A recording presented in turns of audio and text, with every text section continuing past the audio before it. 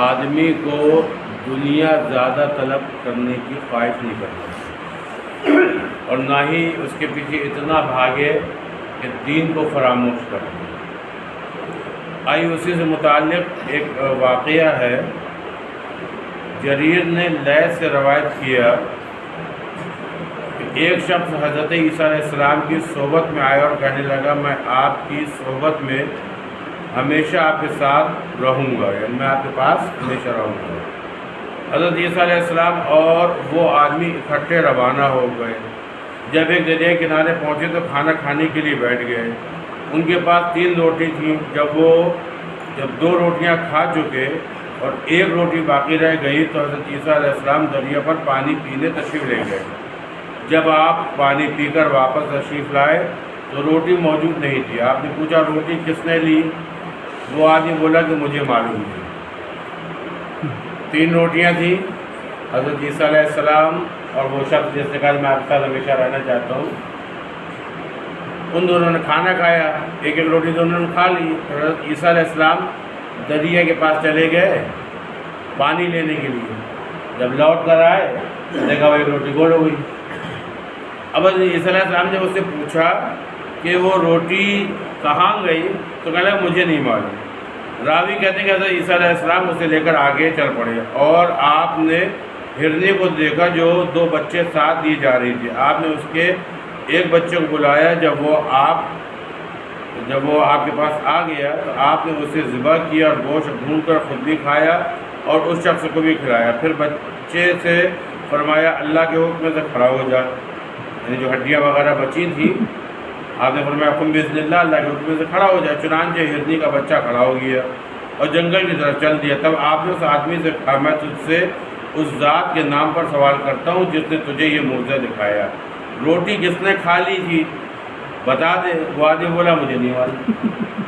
اتنا بڑا واقعہ دیکھا، ہرنی کا بچہ بلایا، اس کو ذبح کیا، اس کا گوشت کھایا، پھر ہڈیاں تھیں اس میں آپ نے قم بإذن اللہ، اللہ کے حکم سے کھڑا ہو جا، تو اس کی ہڈیوں میں گوشت آ گیا اور وہ کھال بھی آ گئے، تندرست بھی ہو گیا، کھڑا ہو گیا۔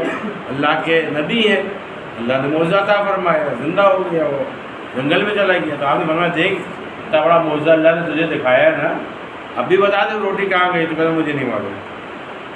پھر آپ ایک جھیل پر پہنچے اور شخص کا ہاتھ پکڑا اور دونوں سطح آپ پر چل پڑے۔ جب پانی عبور کر لیا تو آپ نے اس شخص سے پوچھا اب ندی آ گئی، اب ندی میں کوئی پل نہیں تھا، اس کا ہاتھ پکڑا اور ندی میں چلنا شروع کر دیا آپ نے۔ اللہ کے نبی، اللہ نے ان کو اس پار کر دیا۔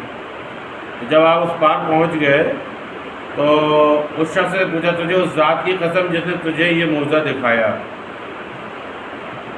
تو اب وہ روٹی کس نے کھا لی تھی، اب بتا دیں وہ روٹی کس نے کھا لی تھی؟ تو اس آدمی نے پھر جواب دیا کہ مجھے نہیں معلوم۔ پھر آپ روانہ ہو گئے اور ایک جنگل میں پہنچے۔ جب دونوں بیٹھ گئے تو حضرت عیسیٰ علیہ السلام نے مٹی اور ریت کے ڈھیر بنا کر فرمایا، ڈھیر بنائے اور فرمایا اللہ کے حکم سے سونا ہو جائے۔ چنانچہ وہ سونا بن گئی اور آپ نے اس کی ایک جیسی 3 ڈھیر بنا دیے۔ پہلے ریت جمع کری، پتھر جو بھی تھے وہ جمع کیا اور دعا کی اللہ سے کہ اللہ اس کو سونا بنا دے۔ اللہ تعالیٰ نے اس کو سونا بنا دیا۔ اب آپ نے کیا کیا؟ اس ڈھیر سے جو سونا بن گیا 3 ڈھیر بنا دیے، بانٹ کے 3 ڈھیر بنا دیے۔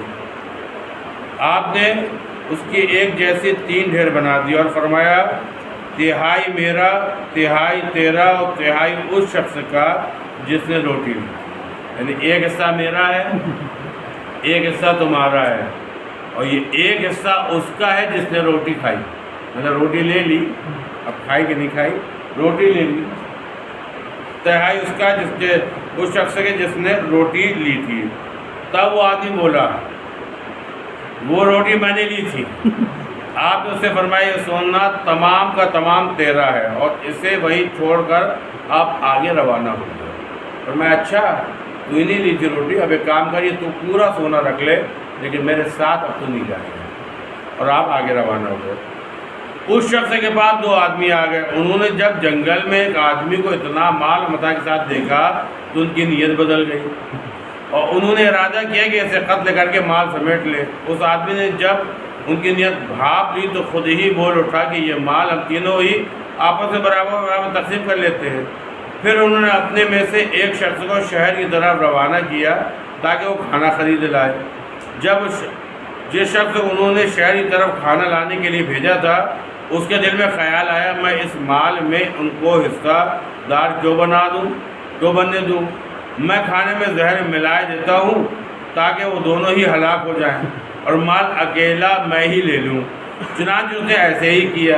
راوی کہتے ہیں ادھر جو دو آدمی جنگل میں بیٹھے ہوئے تھے تو انہوں نے ارادہ کر لیا کہ ہم اسے 1/3 کیوں دیں، جو ہی وہ آئے ہم اسے قتل کر دیں اور دولت ہم دونوں آپس میں آدھی آدھی بانٹ لیں گے۔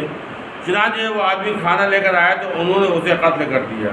بعد میں وہ کھانا کھایا، جیسے کھاتے ہی وہ دونوں بھی مر گئے اور سونے کی ڈھیریاں اسی طرح پڑی رہیں۔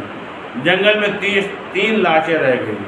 حضرت عیسیٰ علیہ السلام پھر وہاں سے گزر ہوا، ان کی یہ حالت دیکھ کر اپنے ساتھیوں سے فرمایا دیکھو یہ دنیا ہے، اس سے بچتے رہو۔ کیا ملا؟ کیوں ہے؟ نہ سونا ملا اور زندگی سے بھی ہاتھ دھونا پڑا۔ اب یہ سب واقعات جو بیان کیے جا رہے ہیں یہاں پر نبیوں کی شان ہے، اللہ نے ان کو موضوع عطا فرمائے ہیں۔ یہ سب سن کے ہم کو کچھ سبق لینا چاہیے کہ دولت دنیا کی خاطر وہ لوگ جو اپنا ایمان بیچ دیتے ہیں، جائیداد میں قبضہ کر لیتے ہیں لوگ، مکان بن رہا ہے پتہ چلا پلاٹ بغل میں خالی پڑا 4 فٹ داب لیا، کسی غریب کا ہے کوئی دیکھنے والا نہیں، اپنا دروازہ رکھ دیا، اپنا سامان رکھ دیا، کسی طریقے سے ہم قبضہ کر لیں مال میں، تو یہ نہ مال دنیا میں رہنے والا ہے اور نہ تم دنیا میں رہنے والا، تم کو قبر میں جا کر لیٹنا ہے، مال دنیا ہی میں پڑا رہے گا۔ ہاں جو چیز تمہارے ساتھ جانے والی ہے اس کی طرف توجہ کرو۔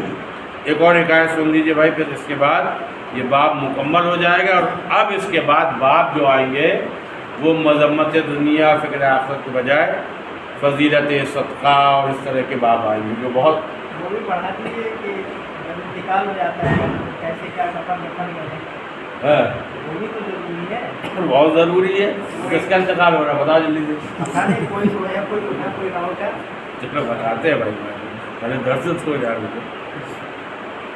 ذوالقرنین ایسے لوگوں کے پاس پہنچے جن کے پاس دنیاوی مال و متاع بالکل نہیں تھا، انہوں نے اپنی قبریں تیار کر رکھی تھی، سمجھ رہے ہو؟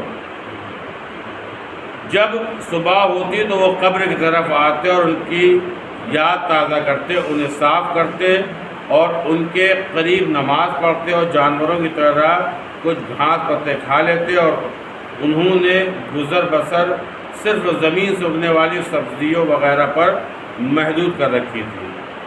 ذوالقرنین نے ان کے سردار کے پاس ایک آدمی بھیج کر بلایا، لیکن سردار نے کہا ذوالقرنین کو جواب دینا کہ مجھے تم سے کوئی کام نہیں ہے، اگر تمہیں کوئی کام ہے تو میرے پاس آ جاؤ۔ ذوالقرنین نے جب یہ جواب سن کر کہا کہ واقعی اس نے سچ کہا، چنانچہ ذوالقرنین ان کے پاس آیا اور اس نے کہا میں نے تمہاری طرف آدمی بھیج کر تمہیں بلایا تھا مگر تم نے انکار کر دیا، لہذا میں خود آیا ہوں۔ سردار نے کہا اگر مجھے تم سے کوئی کام ہوتا تو ضرور آتا۔ ذوالقرنین نے کہا میں نے تمہیں ایسی حالت میں دیکھا کہ کسی اور قوم کو اس حالت میں نہیں دیکھا۔ سردار نے کہا آپ کس حالت کی بات کر رہے ہیں؟ ذوالقرنین نے کہا یہی کہ تمہارے پاس دنیاوی مال متاع اور مال و منال کچھ بھی نہیں ہے جس سے تم بہر و اندوز ہو سکو، یعنی کہ تم کو کچھ سکون آرام ملتا۔ سردار نے کہا ہم سونا چاندی کا جمع کرنا بہت برا سمجھتے ہیں، کیونکہ جس شخص کو یہ چیزیں ملتی ہیں وہ ان میں مگن ہو جاتا ہے اور اس چیز کو جو ان سے کہیں بہتر ہے بھول جاتا ہے، یعنی کہ آخرت۔ ذوالقرنین نے کہا تم نے قبریں کیوں تیار کر رکھی تھی؟ ہر صبح ان کی زیارت کرتے ہو، انہیں صاف کرتے ہو اور ان کے قریب کھڑے ہو کر نماز پڑھتے ہو۔ سردار نے کہا یہ اس لیے کہ جب ہم قبروں کو دیکھیں گے اور دنیا کی آرزو کریں گے تو یہ قبریں ہمیں دنیا سے بے نیاز کر دیں گی اور ہمیں حرص و ہوس سے روک دیں گی۔ حرص یعنی لالچ اور دنیا طلب کرنے کی جو ہوس ہوتی ہے۔ تو اسے روک دے گی۔ ذوالقرنین نے پوچھا میں نے دیکھا کہ زمین کے سبزوں کے علاوہ تمہاری کوئی غذا نہیں ہے، تم جانور کیوں نہیں رکھتے تاکہ ان کا دودھ دوہو اور اس پر سواری کرو اور ان سے بہر اندوز ہو سکو، یعنی کہ آرام فائدہ اٹھا سکو۔ سردار نے کہا ہم اس چیز کو اچھا نہیں سمجھتے، ہم ان کے پیٹوں کو ان کی قبریں بنائیں اور ہم زمین کے سبزوں سے کافی غذا حاصل کر لیتے ہیں اور یہ انسان کی گزر اوقات کے لیے کافی ہے۔ جب کھانا حلق سے اتر جاتا ہے چاہے وہ کیسا ہی ہو پھر اس کا کوئی مزہ باقی نہیں رہتا۔ صحیح بات ہے کہ نہیں؟ تیز زبان کے چکر میں جی گرم بھی چاہیے، دیسی گھی بھی چاہیے، مرغا بھی چاہیے، بکرا بھی چاہیے، اور نان مل جائے، بریانی مل جائے تو سبحان اللہ، اور سیخ کے کباب کہیں پر ہو تو جزاک اللہ۔ پھر ہے کتنا مزہ آتا ہے، جتنا منہ میں چباتے ہو تو زبان کو ٹیسٹ ملتا ہے، اتنی دیر کا مزہ ہے۔ پیٹ بھر گیا تو اب چاہے چاول سے بھرا یا آٹے سے بھرا یا ستو سے بھرا یا چنے سے بھرا، پیٹ بھر گیا تو تمہاری بھوک مٹ گئی۔ تو کتنی اچھی بات انہوں نے کہی۔ پھر اس کا سردار ذوالقرنین کے پیچھے ہاتھ باندھ کر کے ایک کھوپڑی اٹھائی اور کہا ذوالقرنین جانتے ہو یہ کون ہے؟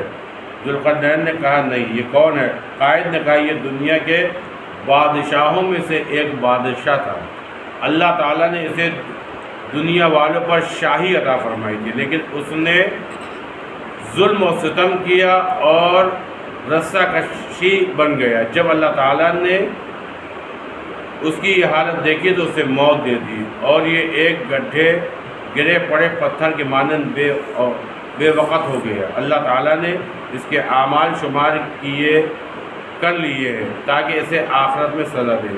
پھر اس نے اور کھوپڑی اٹھائی جو بوسیدہ تھی اور کہا ذوالقرنین جانتے یہ کون ہے؟ ذوالقرنین نے کہا نہیں، بتاؤ یہ کون ہے؟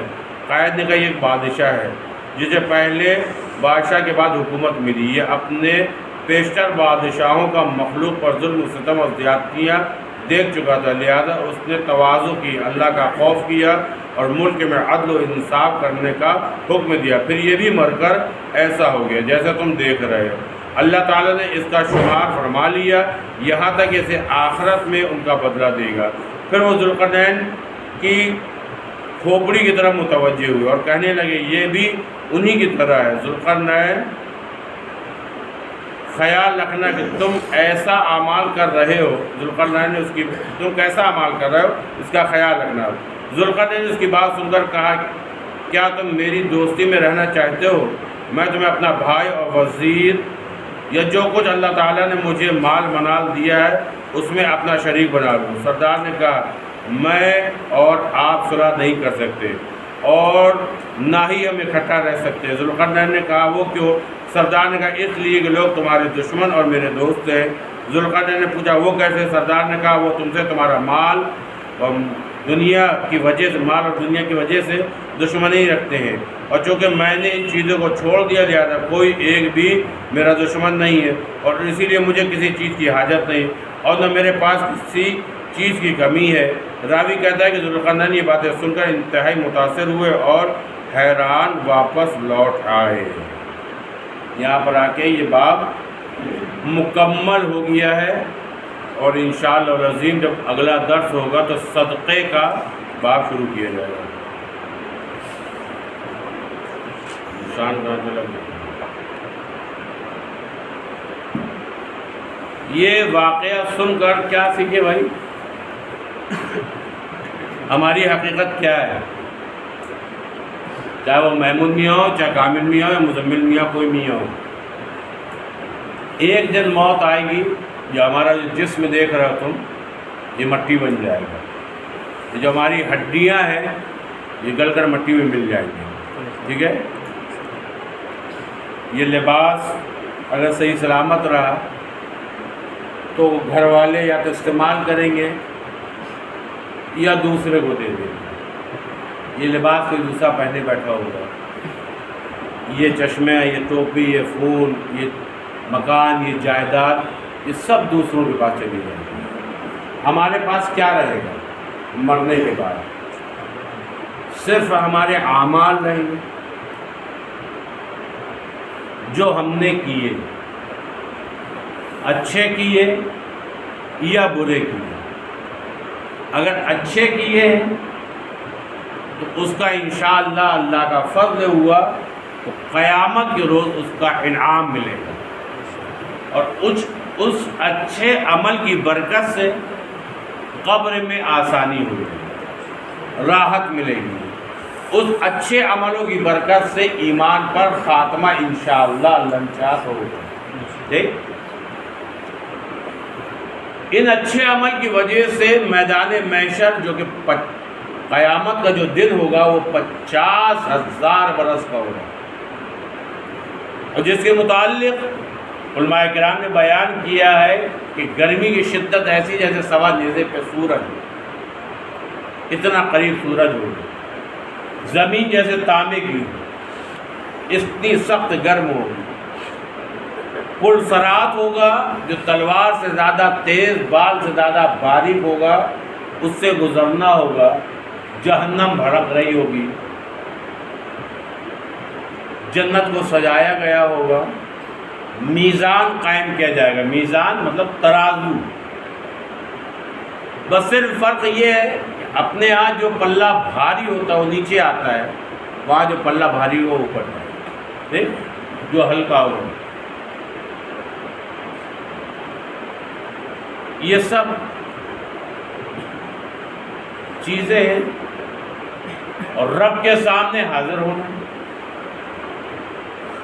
اور اللہ بندوں سے حساب لے گا. خوش نصیبوں کو جنت کا پروانہ ملے گا، بد نصیبوں کو جہنم میں ڈالا جائے گا. لیکن اگر اعمال اچھے ہوں گے تو یہ گرمی میں ہم کو راحت پہنچائیں گے. پل صراط میں گزرنے میں یہ ہماری مدد کریں گے، راحت پہنچائیں گے. میزان میں پلہ بھاری ہوگا ہمارا، اور اللہ تبارک و تعالی فضل فرمائے گا. اور رب کا فضل مل گیا تو جنت مل جائے گی. اور اگر اعمال خراب ہیں تو جب موت کا وقت آئے گا تو رگڑ رگڑ کے مرے گا. سختیوں کے ساتھ روح نکلے گی. یہاں تک کتابوں میں آتا ہے کہ بے ایمان کی روح ایسے نکلے گی جیسے بمبول کے کانٹے دار جھاڑیاں، کیونکہ بمبول کے کانٹے لمبے ہوتے ہیں. اس میں ریشمی چادر ڈال کے ایک کونے سے کھینچو، چادر نکلے گی؟ نہیں نکلتی، تار تار ہو جاتی چادر، اور کتنی مشقت کرنا پڑے گی نکالنے میں. ایسے بے ایمان کی روح نکلے گی. اور ایمان والی کی روح ایسے نکلے گی جیسے گندے ہوئے آٹے میں بال آ جاتا تو یہ پکڑ کے عورت نکال کے باہر پھینک دیتی. یا دودھ پلانے والی بچی ہے، عورت اپنے بچے کو جب چھاتی لگا کے دودھ پلاتی ہے اور بچہ دودھ پیتے پیتے سو جاتا ہے تو ماں اپنے آپ کو دور کر لیتی ہے. بچے کو پتہ ہی نہیں چلتا کہ کب ماں کے سینے سے ہمارا منہ دور ہو گیا. اتنی آسانی سے ایمان والے کی روح نکلتی. ابھی یہ سب ہمارے ہاتھ میں ہے. کیا چیز ہاتھ میں ہے؟ کہ ہم اعمال اچھے کر سکتے ہیں. ابھی موقع ہے. قبر میں نور ہوگا، اور آگ بھی ہے، ٹھنڈی ہوائیں بھی ہیں، سانپ بچھو بھی ہیں، چمن بھی ہے، خوفناک عذاب بھی ہے. ہم ابھی اپنی قبر کو اچھا کر سکتے ہیں. میدان محشر کی سختیاں بھی ہمارے لیے آسان ہو سکتی ہیں. اس کے لیے ہم کو کرنا کیا پڑے گا؟ اس کے لیے ہم کو یہ کرنا پڑے گا کہ اللہ کے سامنے کھڑے ہونے سے ڈرے ہم.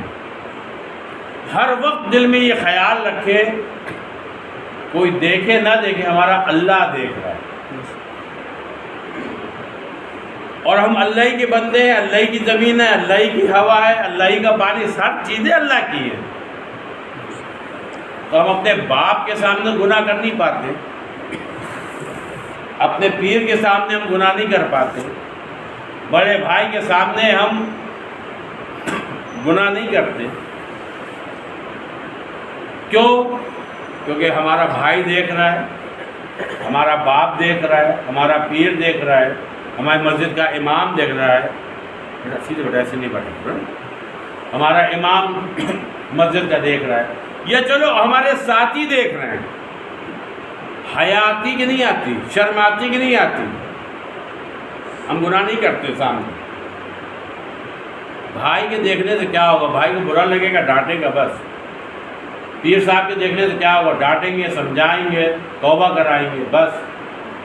باپ تم کو مارے گا، ڈانٹے گا، سختی کرے گا بس۔ یہ تو تھوڑی دیر کی تکلیف ہے۔ ہم باپ، بھائی، پیر کے سامنے گناہ نہیں کر رہے ہیں، ہم کتنے بے غیرت، بے شرم ہو گئے ہیں کہ اللہ کے سامنے گناہ کر رہے ہیں۔ سنجیدگی سے سوچو ہمارا بنے گا کیا؟ اگر بند کمرے کے اندر ہم کر رہے ہیں، اندھیرا بند کر، بتی بجھا کے گناہ کر رہے ہیں، اللہ تو ہمارا اندھیرے میں بھی دیکھتا ہے، بند کمرے کے اندر بھی تو دیکھ رہا ہے نا۔ اچھا یہ عقیدہ ہمارا الحمدللہ مضبوط ہے، تبھی تو ہم کلی کے لیے پانی لیتے ہیں، اگر روزے سے تو ایک بھون اندر نہیں آنے دیتے، تو ہم کو معلوم ہے ہمارا اللہ ہمارے منہ کے اندر بھی دیکھ رہا ہے، وہ تو دل کے رازوں کو بھی جاننے والا ہے نا وہ تو۔ اب بتاؤ بھیا، اللہ کے سامنے ہم گناہ کریں، اور جبکہ اللہ ہی نے منع کیا ہے، اللہ نے منع کیا ہے۔ ارے یار ہم اپنے مریدوں کو منع کریں کہ یار دیکھو یہ کام مت کرنا، اور ہمارا مرید ہمارے سامنے وہ کام کرے تو ہم کو کتنی سخت تکلیف ہوگی۔ باپ بیٹے سے کہے بیٹا دیکھو یہ کام مت کرنا، اور بیٹا ڈھٹائی سے باپ کے سامنے وہ کام کرے تو باپ کو کتنی تکلیف ہوگی۔ اسی دن کے لیے تجھ کو پال پوس کے بڑا کیا تھا، اسی دن کے لیے رو رو کے دعائیں مانگی تھی اللہ سے کہ بیٹا عطا فرما دے، اسی دن کے لیے ہم نے خود نہیں کھایا تجھے کھلایا تھا، اس کو تکلیف ہوگی نا۔ اللہ اپنے بندوں پر کتنا مہربان ہے، ابھی اس کی مہربانی میں ہم غور کرتے ہیں۔ ہم ماں کے پیٹ میں سے بتاؤ آکسیجن کس نے ہمارے اماں کے پیٹ میں ہمارے پھیپھڑوں تک پہنچائی؟ کس نے ہمارے جسم کے اعضاء بنائے ہیں؟ ایک معمولی سی پانی کی بوند یار جو کپڑے میں لگ گیا تو کپڑا دھونا ضروری ہو جائے، ناپاک بوند، اللہ نے اس بوند سے ہم کو ہمارا وجود بنا دیا، اور آنکھیں بھی بنا دی، کان بھی بنا، مطلب سننے کے لیے بھی مشین دے دی، دیکھنے کے لیے بھی، بولنے کے لیے بھی، چبانے کے لیے بھی، ہضم کرنے کے لیے بھی، خون کی پمپنگ کرنے کے لیے، آکسیجن روکنے کے لیے بھی، کھانا ہضم کرنے کے لیے بھی، کھانا باہر نکالنے کے لیے بھی، پیشاب کے لیے پانی کا بھی انتظام، ساری مشینیں دے ڈالی اس نے۔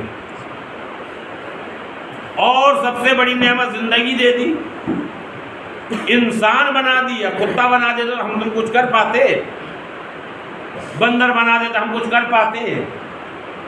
اس نے کتنی مہربانی ہم پر کری کہ ہم کو انسان بنا دیا، اور ساری مہربانیوں میں سب سے بڑی مہربانی اپنے محبوب کا امتی بنا دیا، جن کی امت میں شامل ہونے کی تمنا انبیاء کریں، سید الانبیاء ہم کو مل گئے، اور اللہ کا شکر ہے کہ اہل سنت والجماعت کا عقیدہ بھی مل گیا۔ اور اگر سلسلے سے تعلق رکھنے والے لوگ ہیں قادری، تو قادری سلسلہ بھی مل گیا، دیندار ماں باپ بھی مل گئے۔ اتنی سب نعمتیں دی کس نے ہیں؟ اللہ ہی نے دی نا، اللہ ہی نے دی نا۔ اب یار اگر اس کے سامنے، گندی بات ہے، غلط بات ہے۔ حضرت ابراہیم بن ادم بلخی کے پاس ایک شخص آیا کہ میں بہت گناہ کرنے کا عادی بن گیا، میں گناہ نہیں چھوڑ پاتا، اور مجھے مرید بھی ہونا ہے لیکن میں گناہ نہیں کروں گا۔ آپ نے فرمایا ٹھیک ہے، لیکن ایک وعدہ کر لے، کہنے پہلے گناہ کرنے کی اجازت دیجیے، میں بعد میں دیکھا زنا کی عادی ہوں، یہ اس طرح کا، کہ اس کی اجازت دے دیجیے۔ کہ ٹھیک ہے میں اجازت دوں نہ دوں، لیکن میں پہلے ایک چیز کا مجھ سے وعدہ کر، کہ میں ایک وعدہ نہیں 25 وعدہ کر دوں گا، لیکن مرید ہو جاؤں گا، لیکن یہ گناہ کا کام کرتا رہوں گا، تیری مرضی کرنا چاہے کر۔ کہا بس اب مرید کر لیجیے، میں اتنا ہی تو چاہتا تھا کہ مرید ہونے کے بعد پھر پیر سے جو وعدہ کرو پورا کرو۔ آج کل تو ہم لوگ مرید ہو لیتے ہیں اور پیر صاحب کہتے ہیں بیٹا نماز فرض ہے، مرنے کے بعد سب سے پہلے پوچھا جائے گا نماز کے بارے میں کتنی پابندی ہے۔ یہ ہمارا پہلے لوگ ایسے نہیں تھے، جو پیر سے وعدہ کر لیا ٹھیک کہا اچھا ایک شرط میری ہے، کہا منظور ہے، ایک نہیں 3 منظور، کہا اچھا چل ٹھیک ہے بھائی، وعدہ کرتا کہ ہاں وعدہ کر لیا، قریب بلا لیا، کہا بتائیے میں گناہ کرنے کا عادی ہوں، میں گناہ کروں گا، کہا ٹھیک ہے تو گناہ کرنا چاہتا ہے کر، لیکن میری شرط ہے، کہا میں ساری شرطیں مان لوں، منظور ہے، کہا نہیں پہلے میری شرط سن لے، کہا کہ یہ کیا شرط ہے، کہا دیکھ گناہ کرے گا تو اللہ کی زمین میں گناہ مت کرنا، باقی کہیں بھی کرنا، اور ایسی جگہ گناہ کرنا جہاں اللہ تجھے نہ دیکھے، یہ میری شرط۔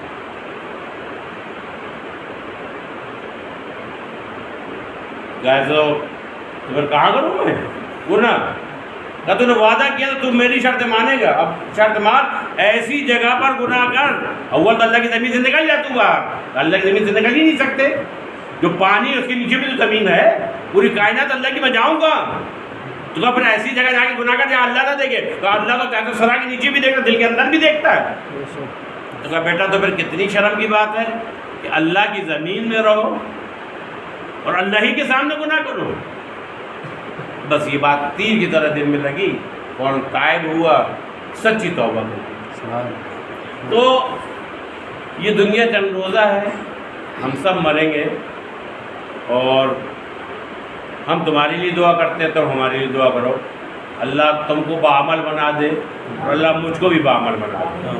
بیٹا انسان ہے ہم لوگ سے غلطیاں ہو جاتی ہیں، ایسا نہیں کہ سب دودھ کے دھلے ہیں، بہت الانسان مرکب من الخطاء والنسیان، انسان سے ہی گناہ ہوتے ہیں، انسان سے ہی غلطیاں ہوتی ہیں، لیکن میرے بھائی جان بوجھ کے نہ کرو، دھوکے سے اگر کوئی ہو جائے تو سونے سے پہلے توبہ کرو، سونے سے پہلے توبہ کر لو، بڑا مہربان ہے، وہ معاف فرمانے والا ہے، اور ہمارے لیے خاص طور پر دعا کرو کہ اللہ ہم کو باعمل بنا دے، ٹھیک ہے، دعا کرو الہ العالمین میرے درس دینے میں کسی قسم کی غلطی ہو گئی تو اس کو معاف فرما، ہم جتنا سنتے ہیں پڑھتے ہیں اس پر ہم کو خوب عمل کی توفیق عطا فرما، وصلی اللہ تعالیٰ علیہ خیر خلق محمد و آلہ وصحبہ اجمعین برحمتک یا ارحم الراحمین۔ اب امام صاحب اب ایک دن